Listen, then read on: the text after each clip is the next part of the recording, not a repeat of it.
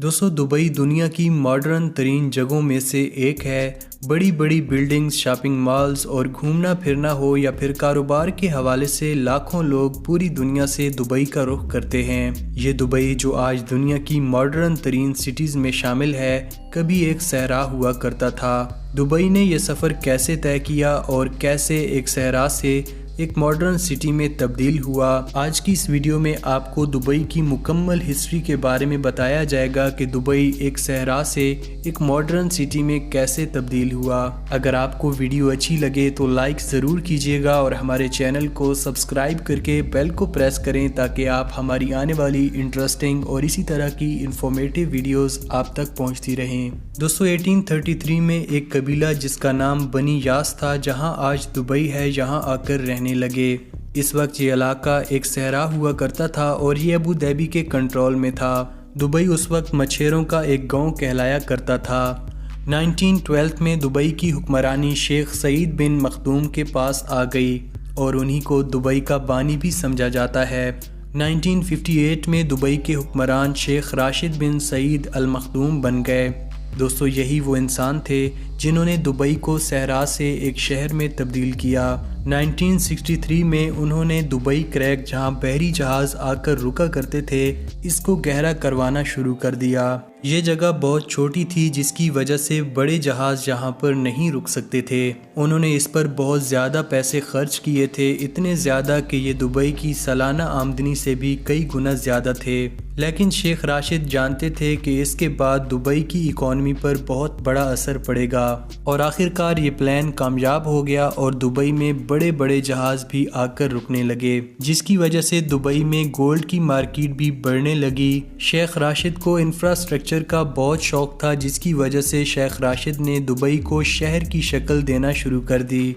1959 में उन्होंने दुबई में एक एयरपोर्ट बनवाया। इसके साथ साथ बिजली, टेलीफोन सर्विस और पोर्ट्स वगैरह पर भी काम किया जा रहा था। लेकिन लोग समझते रहे कि दुबई कभी भी इंटरनेशनल और मॉडर्न शहर नहीं बन सकेगा। लेकिन दोस्तों 1966 में दुबई की किस्मत ही बदल गई।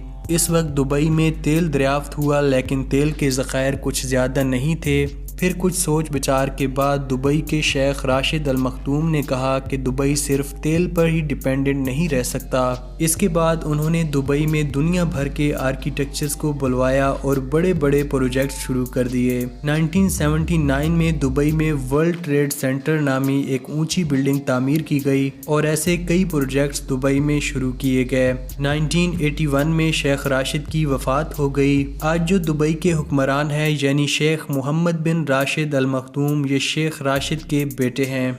आज जो दुबई हम देखते हैं इसके पीछे शेख मोहम्मद का ही हाथ है। जैसा कि आप देख सकते हैं दुबई में बनी हुई ऊंची ऊंची बिल्डिंग्स, जैसा कि बुर्ज खलीफा दुनिया की ऊंची तरीन बिल्डिंग है। दोस्तों शेख मोहम्मद बिन राशिद जानते थे कि दुबई तेल पर जिंदा नहीं रह सकता। आज भी तेल दुबई की इकॉनमी का सिर्फ 1% हिस्सा है। अब आप सोच रहे होंगे कि दुबई इतना अमीर कैसे हो गया। इसके पीछे सारी प्लानिंग मोहम्मद बिन राशिद अल मखदूम की है। उन्होंने बड़ी अक्लमंदी से ऐसी चीज़ें दुबई में बनाना शुरू की जिसकी वजह से पूरी दुनिया की तवज्जो दुबई की तरफ हो गई।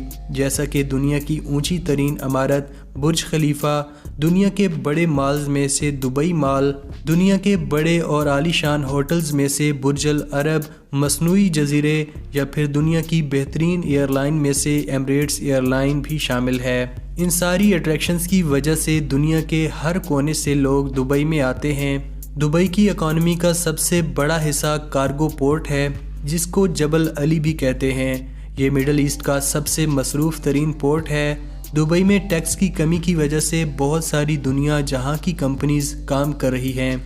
आज दुबई में 80% लोग दूसरे ममालिक से आकर सेटल हैं और इनमें से वो लोग भी हैं जो कि दुबई में मेहनत मजदूरी करके पैसा कमाते हैं और अपनी फैमिलीज़ को भेजते हैं। और वो लोग जिनके पास पैसा बहुत ज़्यादा है, दुबई में कारोबार करने, प्रॉपर्टी में इन्वेस्ट करने और आलीशान घर बनाने اور اس کے علاوہ کئی سہولیات کی وجہ سے دبئی کا رخ کرتے ہیں۔